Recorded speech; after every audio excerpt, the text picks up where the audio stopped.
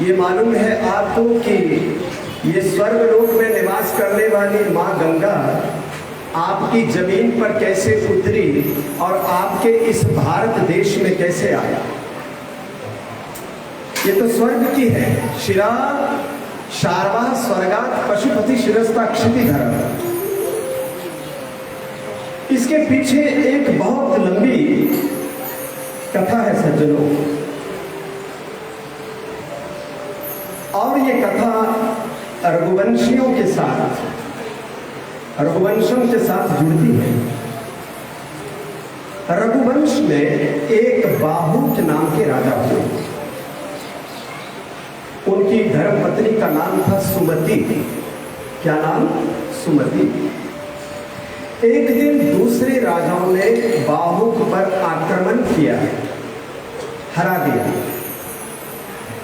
लाज के मारे बाहुक अपनी पत्नी के साथ राज्य को छोड़ करके जंगलों में चला गया। वहीं पर बाहुक की मृत्यु हो गई। वहीं पर बाहुक की मृत्यु हो गई।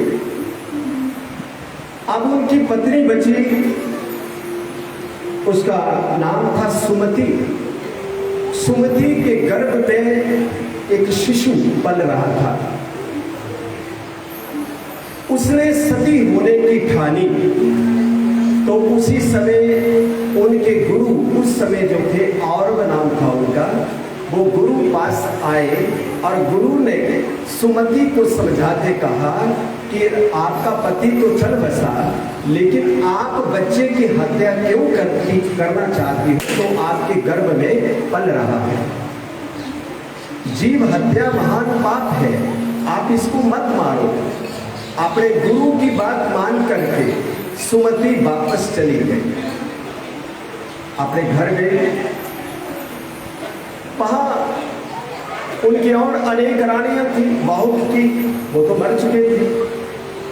अब बाकी की रानियों में सौतेला पैदा हुआ। समझते हैं?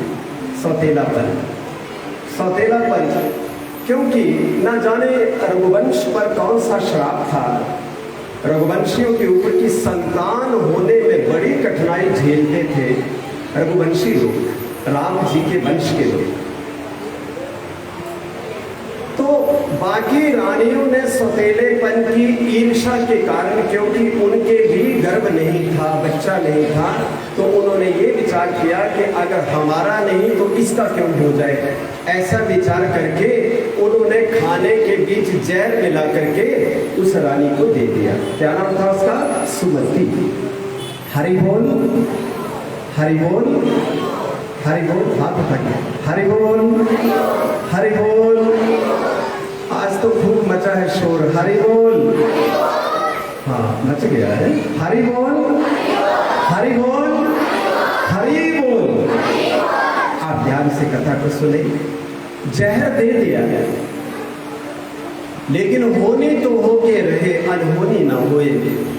जाको राखे साया मार सके ना कोई। जिसको परमात्मा बचाए उसको दुनिया की कोई ताकत बाल भी बांका ना कर सके।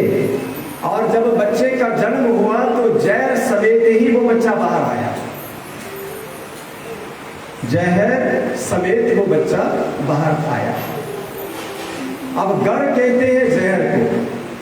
गर हिंदी का शब्द है, ध्यान रखेंगे। गर, गर होता है जहर। स का मतलब साथ, तो जहर के साथ जो बच्चा आया, इन दोनों शब्दों को मिलाओ तो क्या बना? गर। और स को मिलाया तो क्या बना? सगर। इस राजा का नाम, इस बालक का नाम सगर पड़ा, जो जहर समेत बाहर आया। इस राजा की अनेक संतान थी, 60,000 पुत्र थे। इसने अनेक यज्ञ किए। एक यज्ञ जब किया तो इंद्र इनके यज्ञ का घोड़ा चुरा करके भाग गए। यज्ञ में क्या करते थे ये लोग?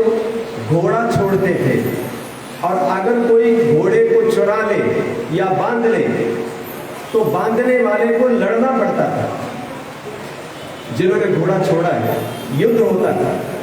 तो इंद्र ने चोरी से घोड़े को चुराया और पाताल में जाकर के कपिल महात्मा तपस्या कर रहे थे, उनके आश्रम में जाकर के बांध दिया। अब इंद्र ने तो ये काम कर दिया। अब जब घोड़ा ना मिला तो रघुवंशी राजा सगर परेशान हो गए कि भाई यज्ञ के लिए घोड़ा छोड़ा था, उसको किसने पकड़ लिया, किसने चुराया। अपने 60 पुत्रों को कहा कि बेटा जाओ जाकर के खोज करो।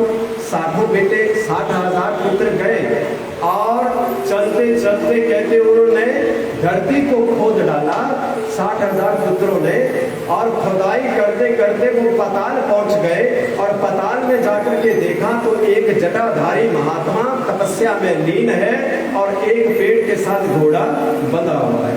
ये वही महात्मा है कपिल।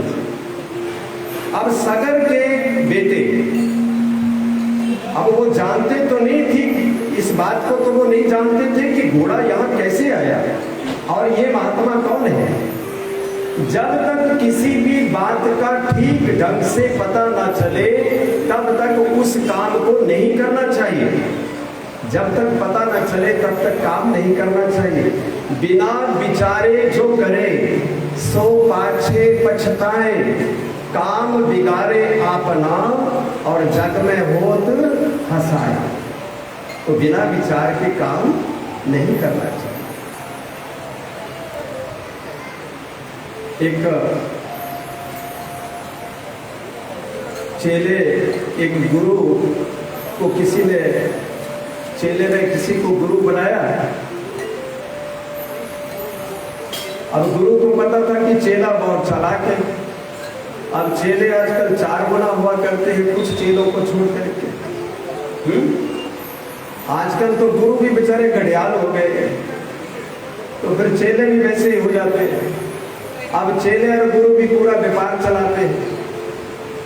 और ये भी एक दुख की बात है कि यही एक ऐसा मार्ग था जहां जाकर के कुछ लेने देने की भावना नहीं हुआ करती थी, केवल ज्ञान पाने की भावना होती थी, झुक जाने की भावना होती थी और उस परम प्रकाश से जुड़ जाने की भावना होती थी। लेकिन आज वो सारी भावनाएं गाड़ियों में, लग्जरी गाड़ियों में, बड़े बड़े बंगलों में, बड़े बड़े आश्रमों में, और ऐसे ऐसे आश्रम 5 स्टार, 7 स्टार, 3 स्टार, ऐसे ऐसे आश्रम आप देखेंगे।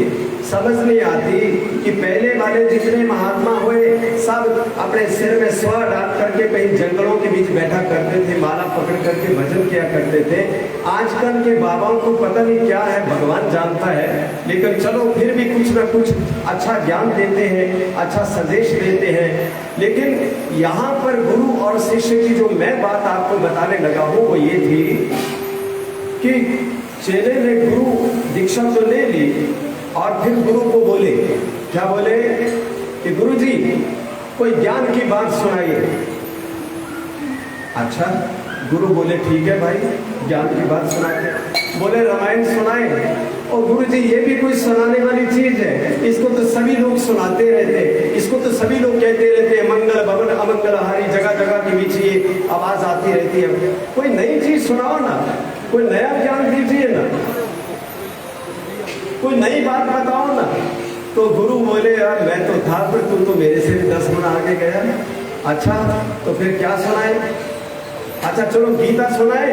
बोले हाँ गीता सुना दो, गीता अच्छी है। बोले अच्छा चलो ठीक है गीता सुना। तो गुरु ने गीता को शुरू किया। अब गुरु ने गीता शुरू किया और गीता में एक श्लोक आया, मंत्र आया, सर्वोपनिषदो गावा। ध्यान देना, सर्वोपनिषदो गावा दोगदा गोपाल नंदना। क्यों महाराज जी? सर्वोपनिषदो गावा दोगदा गोपाल नंदना।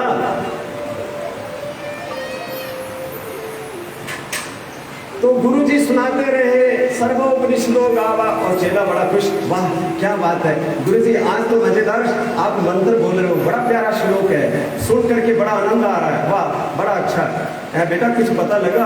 हाँ गुरुदेव आपको तो कम लगा, मेरे को ज्यादा लगा।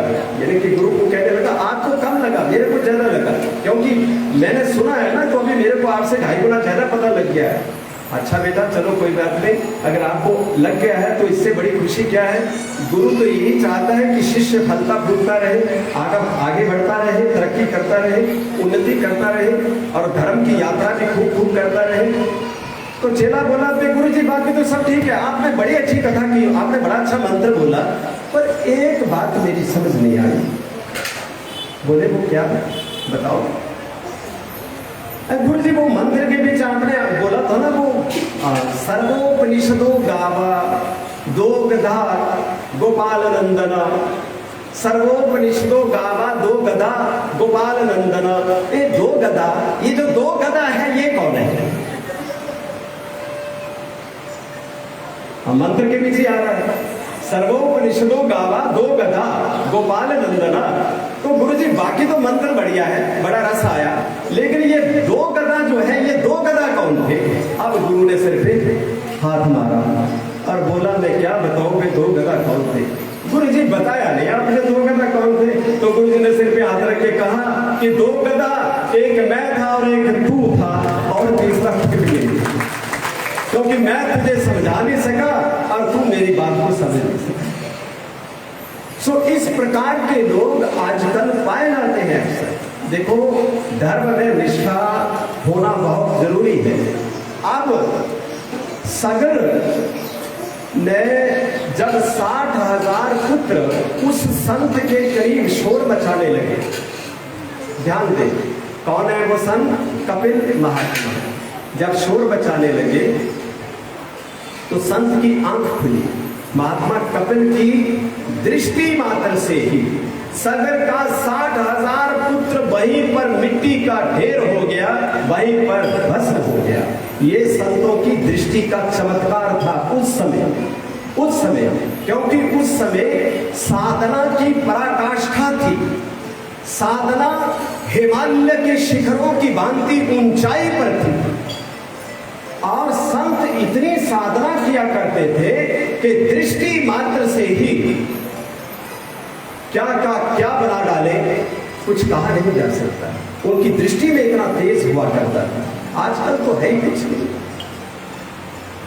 आजकल तो मुझे यही समझ नहीं आता, मैं बड़ा हैरान होता हूँ। मैं पूरे भारत में देखता हूँ, घूमता हूँ, तो मेरे को कुछ आजकल ना वो काली माता तो चलो हमारी अपनी माता, वो पीली माता, हरी माता, चिट्ठी माता, पेड़ वाली माता, मेहंदी वाली माता, बिजली वाली माता, गोरी माता, खट वाली माता, बड़ वाली माता, हे भगवान माता, चुन्नी वाली माता, एक बिजली वाली माता देखी पीछे आ गया, वो बिजली की तार पकड़ करके दौड़ रही थी करंट मार दे। हे भगवान, अपने धर्म का इतना अपमान नहीं होना चाहिए, सनातन का इतना अपमान नहीं होना चाहिए। कम से कम कि इतनी ड्रामेबाजी है, इतनी नौटंकी बात है कि ऐसा कोई ठिकाना ही नहीं है जहां पर कोई माता बैठी ना हो। तो सारी माताएं क्या इन्हीं के बीच प्रवेश कर गई है क्या? आप कल्पना करिए, एक तो हमारी माताएं वो इतनी फैल गई है जितने नालों के पत्थर हुआ करते, इतनी फैल गई। अरे और ही बथेरी माताएं थी हमारी, वैष्णो माता बैठी हुई है, नैना बैठी हुई है, चामुंडा बैठी हुई है, ज्वाला जी बैठी हुई है, चिंतपूर्णी बैठी हुई है, चामुंडा बैठी हुई है, वज्रेश्वरी बैठी हुई है, कितनी माताएं। अरे हमारी इतनी माताएं पहले से ही हैं और अनंत अनंत सदियों सदियों से वो बैठी हुई है। अब उनकी ओढ़नी ओढ़ करके डुप्लीकेट ड्रामा करके तो आजकल लोगों के सामने वो लोग नंगे होते हैं बाद में और उनकी वो बेइज्जती होती है कि कौन सी माता है तू, वो पूछते हैं बता, तो वो कहता है जी मुझे माफ कर दो, मेरे को कुछ नहीं आता, मैं तो यही ड्रामेबाजी करता। क्या फायदा है? अपने आप को जगाओ, स्वयं में ध्यान करो, स्वयं को जगाओ, माँ दुर्गा की पूजा करो, भद्रकाली की पूजा करो, चामुंडा की पूजा करो, आप अपनी शक्तियों की पूजा करो। तो एक तो ये बड़ा विचित्र सा लगता है, और एक ये कि हर रोड के किनारे हरे झंडे आपको दिखाई देते। मैं किसी धर्म का विरोध नहीं करता, एक बात ख्याल रखना, क्योंकि मेरे लिए धर्म कोई दूसरा नहीं है। मेरे लिए इस पूरी दुनिया में अगर कोई धर्म है तो वो केवल एक ही है, और वो है सत्य सनातन धर्म। इसके सिवाय कोई दूसरा धर्म नहीं। दूसरा जो कुछ भी है वो सारे का सारा मन गढ़ंत होगा। दूसरा जो भी होगा वो कोई मत होगा, कोई मजहब होगा, कोई पंथ होगा, कोई संप्रदाय होगा, कोई दिशा होगी, कोई मठ होगा, कुछ भी होगा, लेकिन वो धर्म नहीं है। वो धर्म नहीं है। आज हम ये विचार करें कि हम एक अपना नया मत बना लेंगे। अब हम अपना बना लेते, हमारे साथ लाखों लोग जुड़ जाते तो हम एक नया मत बना लेते। हो सकता है हमारे अंदर कई प्रकार का स्वार्थ हो, लेकिन सनातन धर्म के अंदर, सनातन धर्म तब आया जब सृष्टि आई। जब पहली बार इस ब्रह्मांड में सूरज निकला था, उसी समय सनातन धर्म की शुरुआत हुई थी। और ख्याल रखना, मत मजहब पंथ तो महापुरुषों के द्वारा बनाए गए हैं समय समय पर, लेकिन सनातन धर्म ना तो किसी से बना, ना किसी के द्वारा बनाया गया। ये भगवान के साथ था। भगवान धरती को बनाए तो ये आया, और आज तक भगवान की कृपा से ये सनातन धर्म चल रहा है। इसके सिवाय और कोई धर्म नहीं है। और एक और बात, मैं बड़ी बात विचार करता हूं, वो ये है कि एक हरे झंडे जो जगह जगह लग रहे हैं, मैं बिहार में देख रहा था, मैं पटना में देख रहा था, वैशाली में देख रहा था। मेरे कुछ सज्जन अभी मुझे सुन रहे हैं, वो वैशाली वाले, जहाँ हमारा कार्यक्रम था पटना में, तो मैं वहां भी देख रहा था। ये हरे झंडे नहीं छोड़ते, ये दबे हुए मुर्दे नहीं छोड़ते, और हमारी जो अपनी असली जगह है, जो वीर नाम से प्रसिद्ध रही है, उनको पीरों में कन्वर्ट किया जाता है। कोई बुरा ना माने, मैं ये चाहता हूं कि पीर की परिभाषा जान लो पहले कि पीर का मतलब होता क्या है और वीर का मतलब क्या होता है। और ये जो रोड के ऊपर ये जो लगातार ये जो कोई नीचे मरा है कि नहीं, मुर्दा है कि नहीं, लेकिन ऊपर मजार खड़ी है, ऊपर बना दी बाजार, और ऊपर लोग दिए चढ़ा रहे हैं, और ऊपर लोग चादरें चढ़ा रहे हैं। अरे तुम्हारी नाव जुड़ गए और त्रिलोकीनाथ 33 कोटि अगर देवता तुम्हारा उद्धार ना कर सके तो ये मरे मुर्दे हरी चादरों वाले तुम्हारा उद्धार कर सकते हैं क्या? थोड़ा विचार करिए इस बात का। और शायद इन्हीं लोगों के द्वारा आज हमारी बच्चियों के 35 टुकड़े हुआ करते हैं। आज हमारे देश के अंदर जितनी अराजकता है, जितना तनाव है, जितनी लड़ाई है, जितना द्वंद है, जितनी अशांति हमारे देश में आज है, वो कहीं ना कहीं ये रोड के ऊपर ये कोई मज़ारें नहीं, ये कोई मस्जिदें नहीं। आने वाले समय में मेरी बात को नोट कर लेना, अगर आप नहीं जागे तो आने वाले समय में ये रोड पर इन्हीं मज़ारों के नीचे, इन्हीं पीरों के नीचे असले निकलेंगे, बम निकलेंगे, बंदूकें निकलेंगी। और जब इस देश का हालात खराब हुआ तो ये लोग रोड पर बैठ करके, खड़े होकर के बंदूकें उठा करके हमारे ऊपर चलाएंगे। इस बात का ध्यान रखिए, इस बात पर गौर करें। इसलिए ख्याल रखिए, इससे पहले आपदाएं हमारे देश पर आए, हमें संभलना चाहिए। अपने मंदिरों में रहो, अपने देवी देवताओं में रहो, अपने पूर्वजों में रहो, अपने वेदों में रहो, पुराणों में रहो, शास्त्रों में रहो, सदग्रंथों में रहो, लेकिन दाएं बाएं मत भटको, मत घूमो, वहां आपको कुछ नहीं मिलेगा। सबसे पहले अपनी मां, सबसे पहले अपनी संस्कृति, सबसे पहले अपना धर्म, उसके बाद कुछ विचार करेंगे। जब हमारी थाली है भरी हुई सामान से, तो हम दूसरी की थाली को झांकने की कोशिश करते क्यों? जब हमारा धर्म इतना महान है, जब हमारे धर्म में सब कुछ मौजूद है, तो इधर उधर झक मारने की हमें जरूरत क्या है? थोड़ा सा विचार करें इस पर। इसलिए जो अंधविश्वास, खास करके हिंदुस्तानी हिंदू भाई ये ध्यान रखें, जब भी मजारों में, पीरों में, जिन भी जगहों पर आपको दिखाई देंगे तो केवल हिंदू दिखाई देंगे आपको। और ख्याल रखना, कभी मुसलमान आपको मंदिर में दिखाई नहीं देगा माथा टेकता हुआ। ये खासियत है इस बात की, क्योंकि वो कट्टर है अपने धर्म के लिए, लेकिन हम कट्टर नहीं। हम क्यों अपने घर को छोड़ करके, देवी देवताओं को छोड़ करके भटक जाते हैं दाएं बाएं? मत भटको, कुछ उधार और सुधार होने वाला नहीं है। जो सुधार भगवान राम आपका कर सकते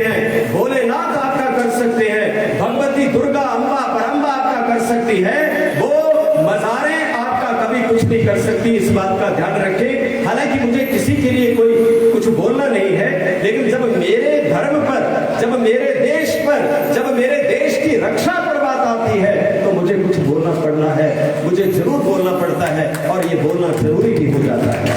आपको सावधान करने के लिए, आपको सजग करने के लिए ये बात कहना बहुत जरूरी है।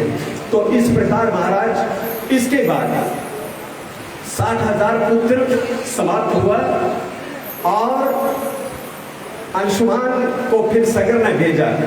सगर की एक और पत्नी थी, नाम था केशरी। केशरी का बेटा था अंशुमान। अंशुमान को भेजा कि जाओ बेटा, जाकर के अपने चाचाओं का पता करो कि वो कहाँ चले गए। वो 60,000 गए थे घोड़ा ढूंढने, लौट के ले आए।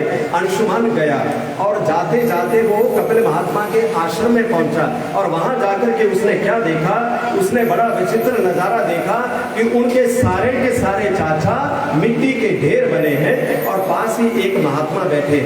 अंशुमान ने हाथ जोड़े, प्रणाम किया, महात्मा जी को कहा कि महाराज ये सब क्या हुआ। तो महात्मा जी बोले कि देखो बेटा, इसमें हमने कुछ नहीं किया है, ये अपने ही कुकर्म के कारण मिट्टी का ढेर बन गए। अंशुमान ने कहा कि हे महात्मन, आप ये बताइए कि अब इनका उद्धार कैसे होगा। तो उत्तर मिला कि इनके उद्धार का एक ही ढंग है, और वो ये है, आकाश की गंगा अगर जमीन पर आ जाए और जमीन पर बहने लगे, बहती बहती मेरे इस आश्रम में आए, और ये जो मिट्टी के ढेर हैं इनको स्पर्श कर जाए गंगा, तो ही इनका उद्धार हो सकता है। इसके सिवाय और कोई दूसरा मार्ग उद्धार का नहीं है। ये महात्मा कपिल है। अंशुमान सगर का बेटा वापस चला गया, और उसने जाकर के अपने बाबा को बोला कि बाबा, चाचा तो इस प्रकार से समाप्त हो गए हैं, और गंगा के बिना अब उनकी मुक्ति नहीं होने वाली। हरि बोल, हरि बोल।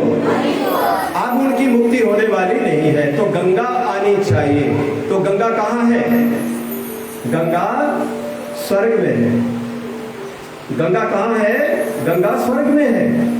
अब देखिए, रघुवंशियों की वीरता, रघुवंशियों का त्याग, रघुवंशियों की तपश्चर्या, और रघुवंशियों की लगन और निष्ठा, रघुवंशियों की सत्य प्रवृत्ति, उदार चरित्र, परोपकार की भावना ऐसी पनपी है रघुवंशियों के बीच कि लगातार उसके बाद पहले सगर ने गंगा को उतारने की साधना की, गंगा नहीं उतरी महाराज। सगर के बाद अंशुमान ने फिर साधना की, लेकिन गंगा फिर भी नहीं उतरी महाराज। और उसके बाद राजा दलीप आए। राजा दलीप ने गंगा को उतारने की साधना, हठ कैसा है ये देखिए, ये बड़ी बात है। मर मिटे राजा लोग रघुवंशी गंगा को उतारते उतारते, लेकिन हिम्मत ना छोड़ी, हौसला ना छोड़ा। जब तक गंगा ना उतरेगी तब तक साधना जारी रहेगी, जब तक परमात्मा से लगन ना लगेगी तब तक भागवत कथा भी अपने अंतःकरण में आपके जारी रहनी चाहिए, आपके अंतःकरण में जारी रहनी चाहिए। जब तक परमात्मा ना उतरे तो फिर आनंद क्या है। अगर हम कोई काम करें और उसका परिणाम ना मिले, कहाँ गए कृष्ण?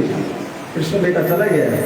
कल वही बात मैं कर रहा था उससे, एक चर्चा आई तो बेटे ने कोई बात करी मेरे साथ, तो मैंने उनको उत्तर दिया कि बेटा, मैं उस काम को तब तक काम नहीं मानता जब तक उस काम को हिला ना दिया जाए। उस काम को जब तक हिलाया ना जाए तब तक उस काम को काम नहीं कहा जा सकता। विज्ञान की कसौटी पर अगर आप एक दीवार को गिराना चाहते हो और अगर आप उसको सारी रात भी धक्का लगाते रहो, आप पसीने से गीले हो जाओ, सुबह तक आपकी बस हो जाए, लेकिन फिर भी आपका काम नहीं माना जाएगा, क्योंकि आपने दीवार के ऊपर कोई भी मूवमेंट, कोई हलचल नहीं की है। दीवार नहीं हिली, दीवार नहीं गिरी, तो आपका सारा कर्म बेकार गया। रघुवंशियों में ये एक दृढ़ संकल्प था कि जब तक गंगा न उतरेगी, जब तक गंगा, देखिए, कार्यम व साधेयम देहम व पाथेयम, या तो मैं कार्य को सिद्ध करूंगा अथवा मैं अपने शरीर को मिट्टी में मिला दूंगा, लेकिन मैं गंगा को उतार करके छोड़ूंगा। ये प्रतिज्ञा दिलीप के बाद भगीरथ ने की है। ये भगीरथ की प्रतिज्ञा है कि देहम कार्यम व साधेयम, कि या तो मैं अपने इस कार्य को, गंगा उतारने के कार्य को या तो मैं पूरा करूंगा, या मैं अपने शरीर को मिट्टी में मिला दूंगा, लेकिन मैं पीछे नहीं हटूंगा। और सच्चे जो भक्त होते हैं ना महाराज, जो सच्चे भक्त परमात्मा के होते हैं, लाख मुसीबतें आ जाए, हजारों संकट आ जाए, लेकिन परमात्मा की तरफ बढ़ने वाले लोग जो होते हैं वो अपने कदम कभी पीछे हटाया नहीं करते। वो परमात्मा की तरफ आगे बढ़ते रहते हैं, चाहे कितने तूफान, आंधी, झंझट, झंखड़ कितने भी आ जाए, लेकिन वो लगातार आगे बढ़ते हैं। ये लक्ष्य होना चाहिए। तो इस प्रकार से अब भगीरथ की साधना रंग लाई और गंगा ने दर्शन दिया। अब गंगा ने दर्शन दिया और कहा,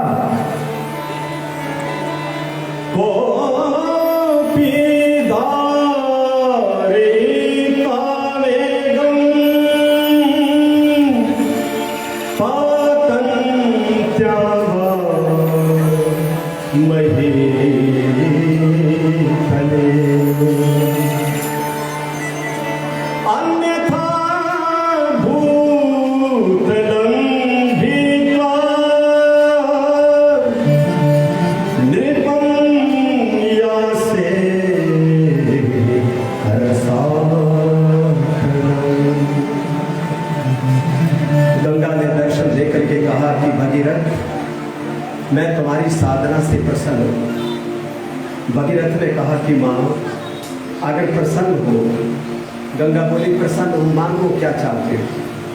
भगीरथ ने कहा कि मां, मांगना क्या है, हमारे पूर्वज दुर्गति को प्राप्त हो गए हैं, उनको सदगति देने के लिए हे मां, आपका जमीन पर उतरना बहुत जरूरी है।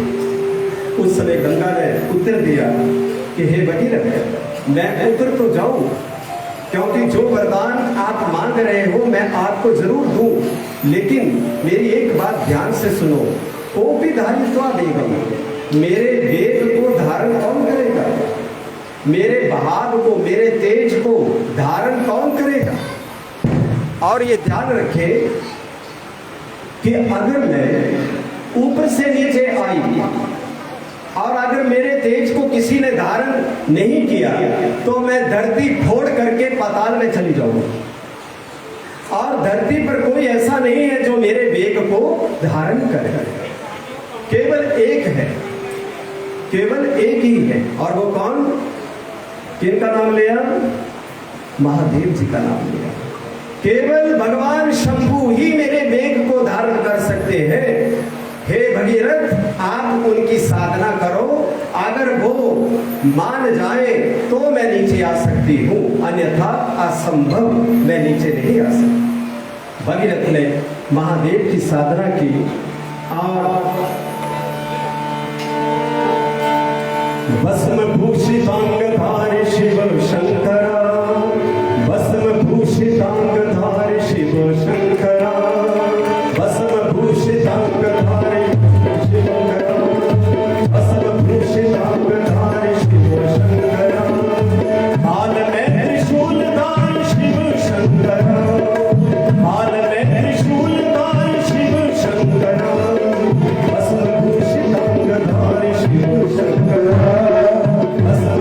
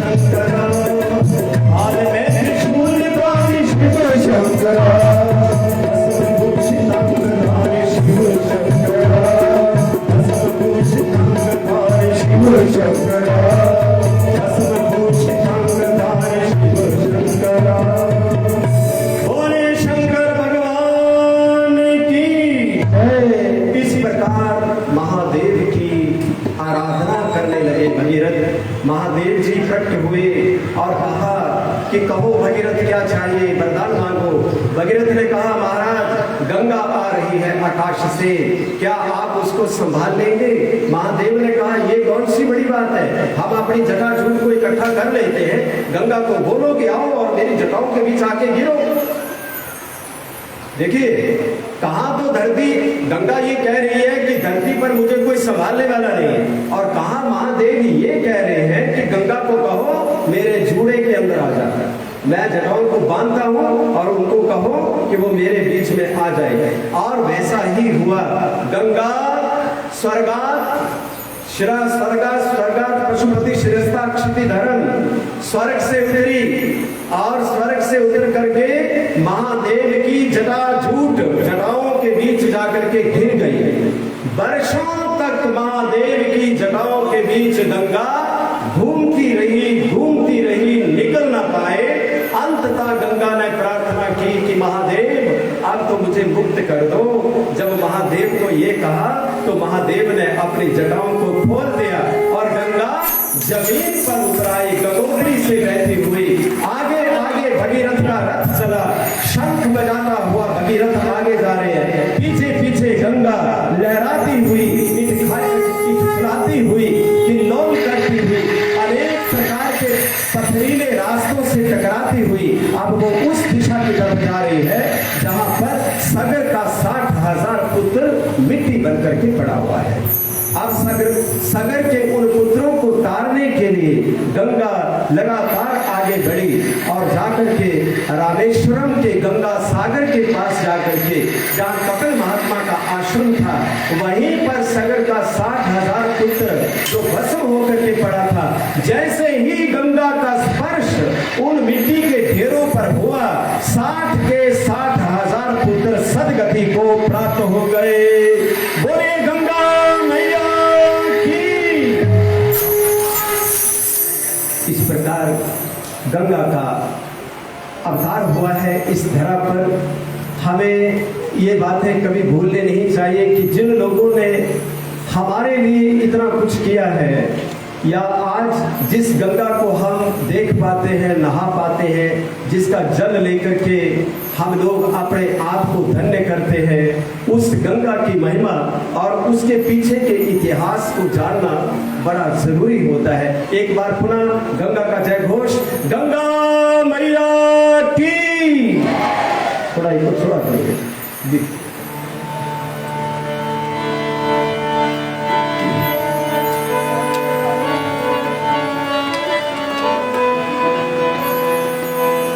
सुनी है गोकुल नगरिया, हो जाया जा सावरिया। सुनी है गोकुल नगरिया, हो जाया जा सावरिया। सुनी है गोकुल नगरिया, आ जा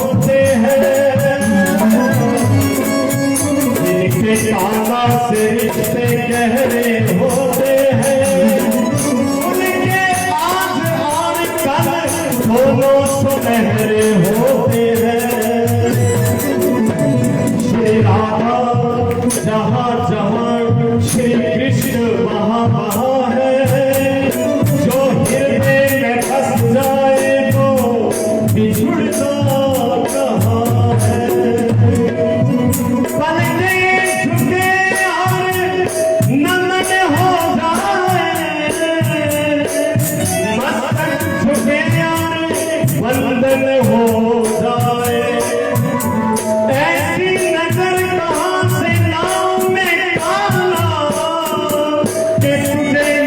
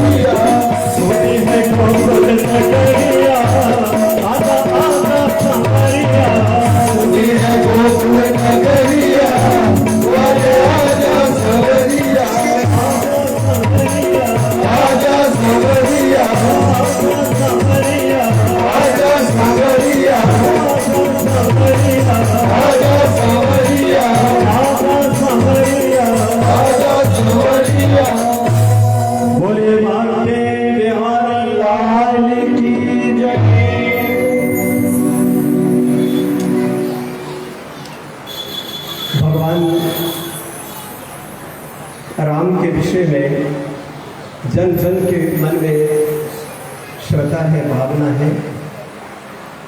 भगवान का जन्म अत्याचार को मिटाने के लिए हुआ।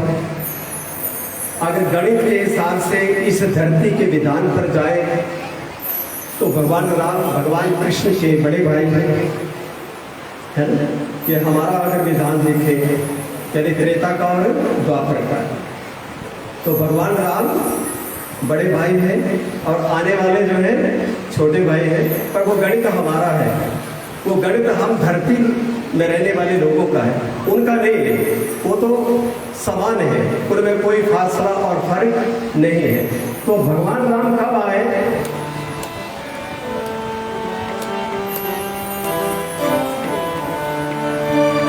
नौमी तिथि मधुमास पुनीता,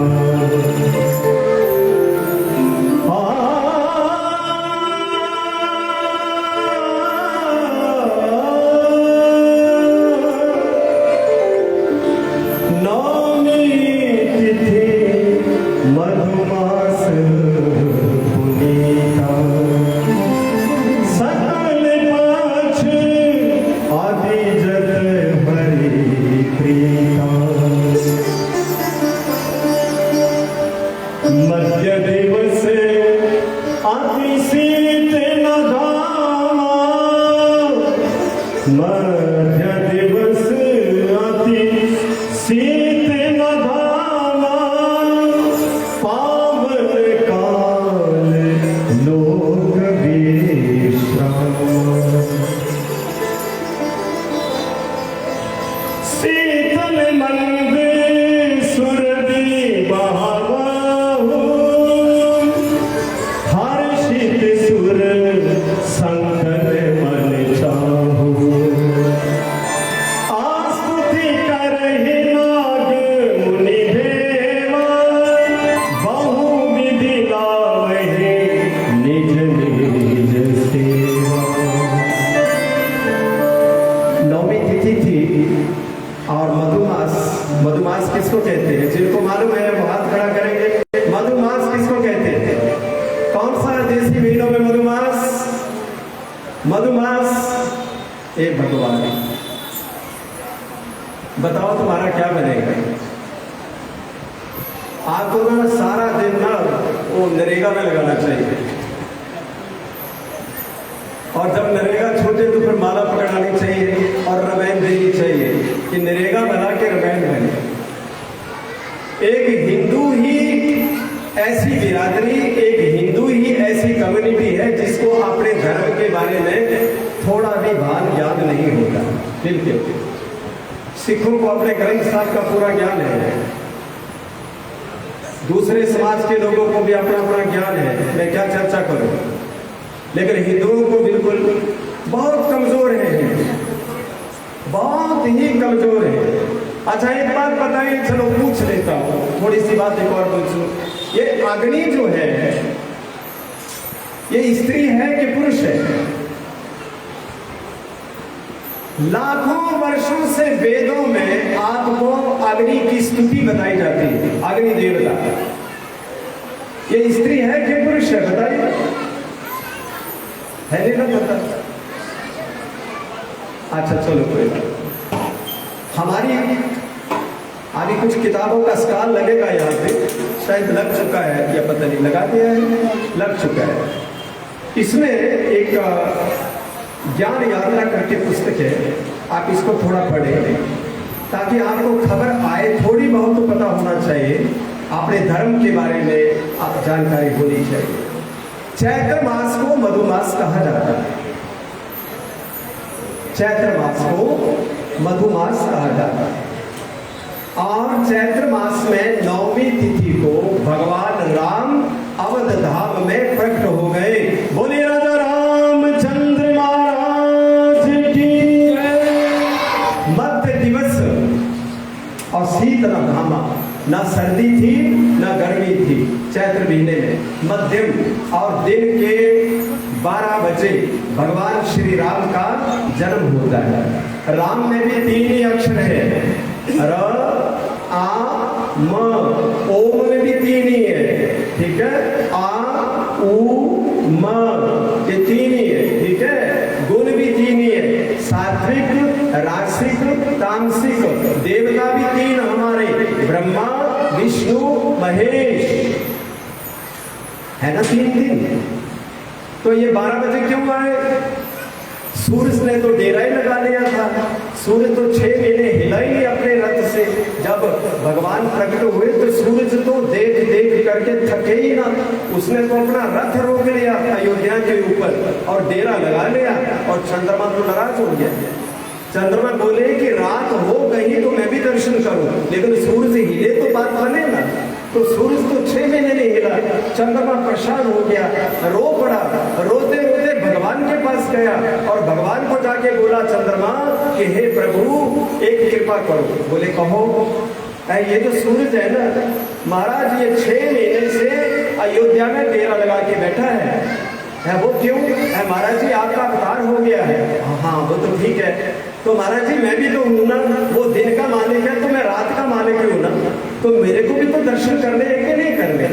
तो भगवान ने कहा कि हे चंद्रदेव, आपने जो शिकायत की है ना, ये शिकायत मैंने अपने दिल में रख ली है पक्का। अब ऐसा होगा, अगली बार जब मैं आऊंगा ना तो मैं दिन को आऊंगा ही, अभी आने वाले हैं। अगली बार जब मैं आऊंगा तो मैं दिन को नहीं आऊंगा, मैं रात को आऊंगा और रात के भी 12 बजे आऊंगा जब सूरज का नामो निशान ही नहीं होगा। ये उस वक्त का ढांढस दिया है भगवान ने चंद्रदेव को और चंद्रदेव प्रतीक्षा कर रहे हैं। तो आइए भगवान राम को नतमस्तक होते हुए प्रणाम करते हुए भगवान का प्राकट्य हुआ है और भगवान की लीला अनुपम है। आप जानते हैं आदो राम तपो बना दिगंबरम महत्वा मृगा कंचनम वैदे ही हरणम जटायु वर्णम सुग्रीव संभाषणम बाली निर्द्रुम समुद्र तरणम लंका परिधानम पश्चात रावण कुंभकर्ण हननम इति श्री रामायणम। ये केवल रामायण है। जन्म लेना और जन्म लेते ही राक्षसों का वध करना, विवाह करना, विवाह के बाद वनवास होना, राक्षसों को मारना, भरत मिलाप होना और सीता का चुराया जाना और बाली, सुग्रीव, हनुमान इत्यादि उनसे मैत्री भाव और कुछ शत्रुता रखना, उसके बाद सीता का अन्वेषण ढूंढना और फिर रामेश्वरम पर पुल डालना और पुल डाल करके पार होना, हनुमान का दूत बना करके भेजना, पागल रावण का नाम मानना, लगातार मनाने की कोशिश करना और फिर बना देना उसको अपना निशाना और सीता को वहां से लाना, पुष्पक विमान पर बैठाना, अवध धाम पहुंचाना और अयोध्या वासियों का दीप जलाना। ये रामचरितमानस से संपूर्ण होता है। बोले राजा रामचंद्र महाराज की। पुरुरवा के एक कुशांभु गाधी नामक ऋषि की कन्या थी सत्यवती। ध्यान देना, ऋषिक महात्मा के थे गाधी और गाधी ने ऋषिक ब्राह्मण थे और गाधी क्षत्रिय थे। ध्यान देना, तो ऋषिक ने गाधी से उनकी लड़की मांगी कि आप ये मेरे साथ इसका विवाह कर दो, यानी कि एक ब्राह्मण क्षत्रिय की कन्या से विवाह करना चाहते हैं। तो क्षत्रिय ने एक शर्त रखी कि आप हमें 1000 ऐसे घोड़े ला करके दो जिनका रंग तो हो सफेद पर कान हो काला।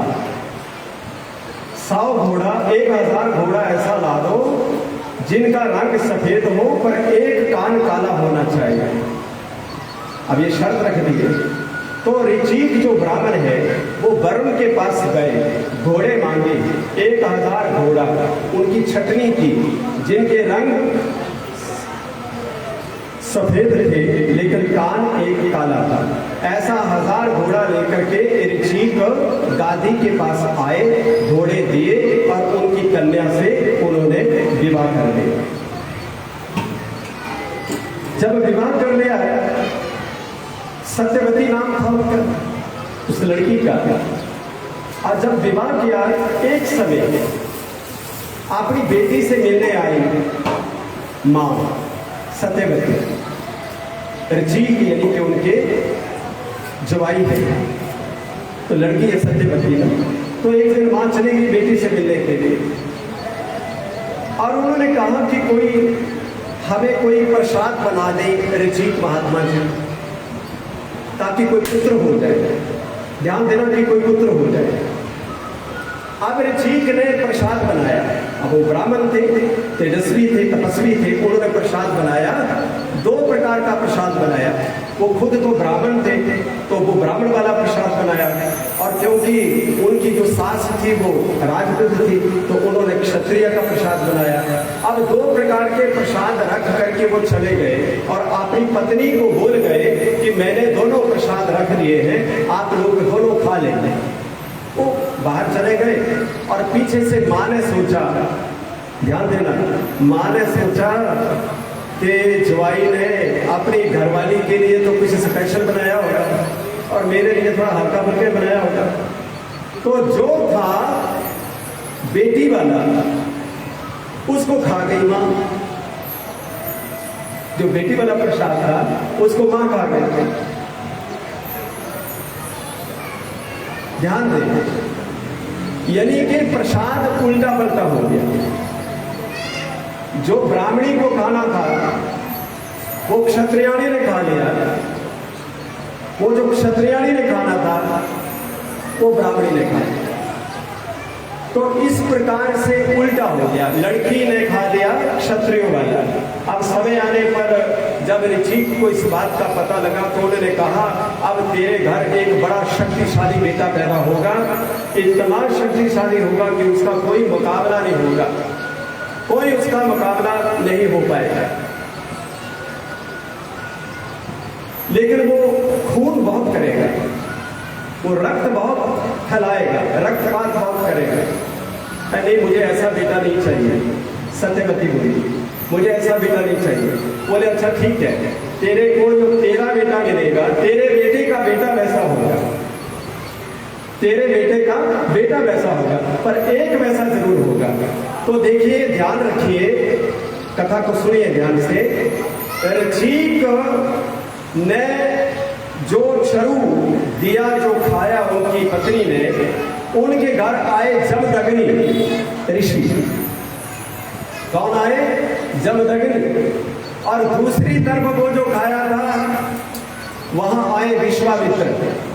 ध्यान देना, हाँ विश्वामित्र है, इधर जमदग्नि आए, और जमदग्नि ने रेणुका से शादी की, और फिर जमदग्नि तो महात्मा ही रहे, लेकिन जमदग्नि के आगे जो संतान आई उनका नाम था अंशावतार। बोलिए परशुराम भगवान की। भगवान परशुराम का अवतार, ये परशुराम का अवतार है। परशुराम के बारे में आप जानते हैं, सहस्त्रार्जुन की हजारों भुजाएं उन्होंने काट डाली थी, क्योंकि वो बड़ा अत्याचारी था, कामधेनु को चुरा करके ले गया था। इस प्रकार से उसके पुत्रों ने, सहस्त्रार्जुन के पुत्रों ने जमदग्नि का सर काट दिया था।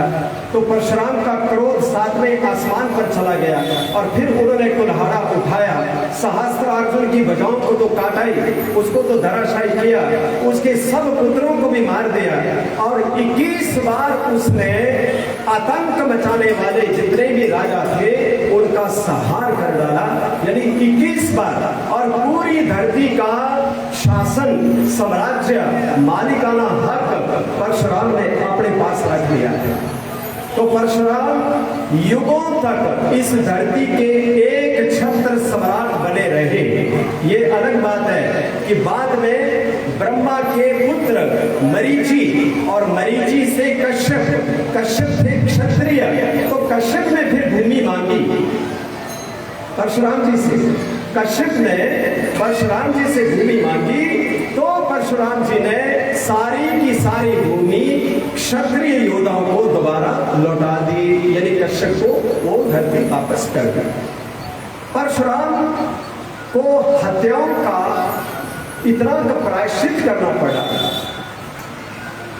कि उनको कई तीर्थों में, ये जो आप देखते हैं ना कुरुक्षेत्र के पास ये जो तालाब भरे पड़े हैं, ये सारे परशुराम ने खून के तालाब खड़े किए थे। इतना संहार कर डाला, क्योंकि पिता का गला काटने के बाद और राजाओं का मनमानापन, बेढंगापन, अव्यवस्थित जो राज्य भाव है उसको चलाने के कारण परशुराम क्रोधित हो गए थे। तो आज भी भगवान परशुराम महेंद्राचल पर्वत के ऊपर बड़े आराम से निवास करते हैं और संतों भक्तों को, आने वालों को, जो उनके बहुत ही सेवक है, भक्ति भावना रखते हैं, ऐसे भक्तों को परशुराम भगवान आज भी दर्शन दिया करते हैं। महेंद्राचल पर्वत पर आज उनका ठिकाना है। बोलिए परशुराम भगवान की।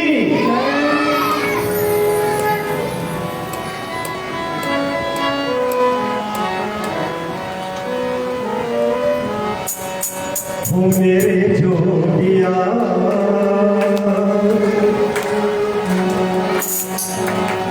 हो मेरे जोगिया, मैं तेरी जोगन भूलेगा। मेरे जोगिया, मैं तेरी जोगन भूलेगा। मेरे जोगिया, मैं तेरी जोगन भूलेगा।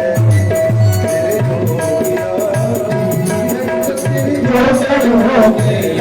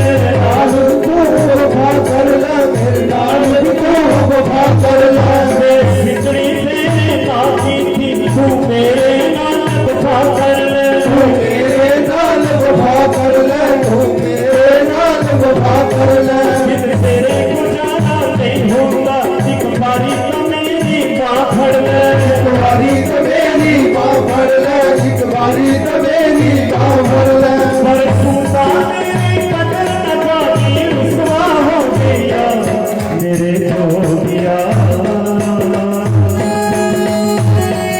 मेरे जोगिया मैं तेरी ठोकर हो गया मेरे जोगिया मैं तेरी ठोकर हो गया मेरे जोगिया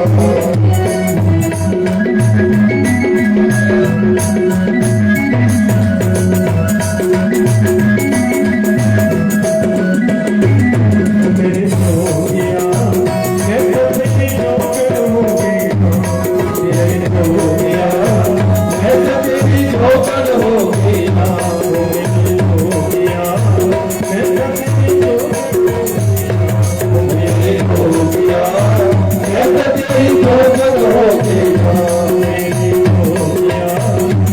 तेरी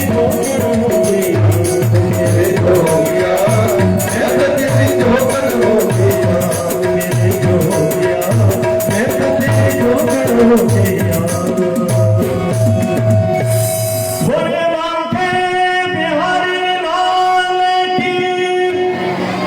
कम बोलते हुए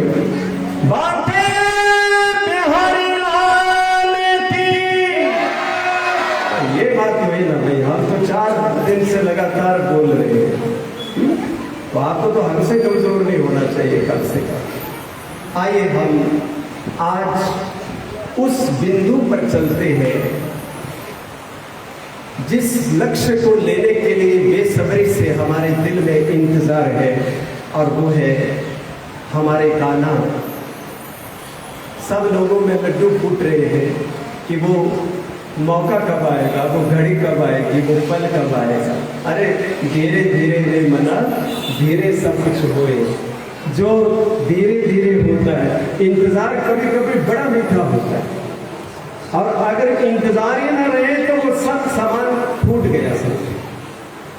प्रतीक्षा में तो चाहे आप पूरा दिन निकाल दो, प्रतीक्षा एक लगी रहती है कि हाँ ऐसा होगा, होने वाला है, अभी थोड़ी देर में होगा, कुछ पलों में होगा, जरूर होगा, पक्का होगा, ये तय है। ये तय जो दिल में बैठा रहता है ना, ये हमारी धड़कन है, ये हमें धड़काता रहता है और हमें आगे बढ़ाता रहता है, इंतजार करवाता रहता है। हमारी सांस लगातार उस प्रतीक्षा में आगे आती रहती है, और कई बार इंतजार बड़ा मीठा होता है। तो परमात्मा के लिए इंतजार तो बड़ा मीठा है।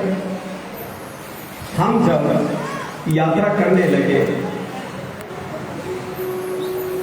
आपके यहाँ पर, तो आसमान से बड़ी प्यारी बूंदाबांदी हो रही थी, और माताओं ने, बहनों ने कलश उठा रखे थे, और वो बड़े आनंद से व्यास नदी की तरफ जा रहे। तो मेरे को वो दृश्य याद आया कि भूमि पर हम घनश्याम को याद कर रहे हैं, हम शाम को याद कर रहे हैं, और आकाश से घन, घन कहते हैं बादल, ठीक है, घन शाम इसलिए कहा गया बादलों जैसा लगा। तो नीचे तो हम शाम का गुणगान करने लगे, और ऊपर से घनश्याम भी मीठी मीठी बौछारें करने लगे। और आज उनका जन्मदिन आया, तो आज सुबह सुबह वो चक्कर लगा करके चले गए। आपको पता है कि भोर काल में बादल आए थे, थोड़ी देर तक उन्होंने अपना आनंद लिया, अर्थात उन्होंने बड़ूखर वालों, आसपास के नगरों में, कस्बों में निवास करने वालों, आपको ये बता दिया कि इस कथा को यूं ही मत समझिए, आप बड़ूखर में कथा कर रहे हो, लेकिन आपका कन्हैया कह रहा है कि मैं ऊपर बैठ करके सब टकटकी लगा करके देख रहा हूँ कि बड़ूखर में कथा हो रही। इसलिए बूंदाबूंदी भी हुई, और आज नगरिया भी घूम घूम करके चले आए। उन्होंने गवाही दे दी है कि मैं यही हूँ, आपके साथ हूँ, और जहाँ भी कथा है, जहाँ धुआं है वहाँ आग है, जहाँ भक्त है वहाँ भगवान है, जहाँ भी। तो आज परमात्मा आपके बीच में है, और आइए आज कथा को आगे बढ़ाए। जन्म मरण से रही जो नारायण अवतार, हरि भक्तन के हेतु सो लीनो मन जब तार। मनवा हरि हरि हरि हरि हरि हरि हरि हरि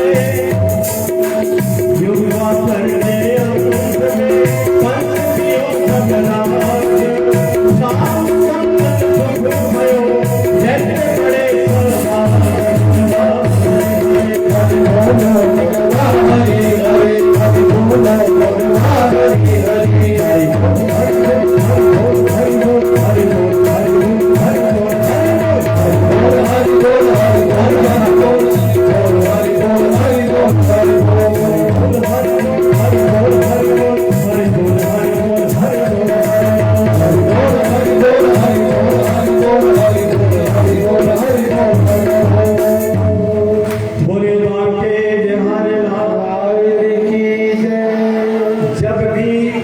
पाप छा जाता है, दर्दी का सीना छली छली हो जाता है, दर्दी भार को सहन नहीं कर पाता और जब भी दर्दी पर पीड़ा आती है, दर्दी गाय का रूप बना करके ब्रह्मा के पास जाता है। ये सदैव से ऐसा ही है। इसलिए गाय का रूप और धर्म बैल का रूप है, दोनों पर ही प्रहार नहीं करना चाहिए।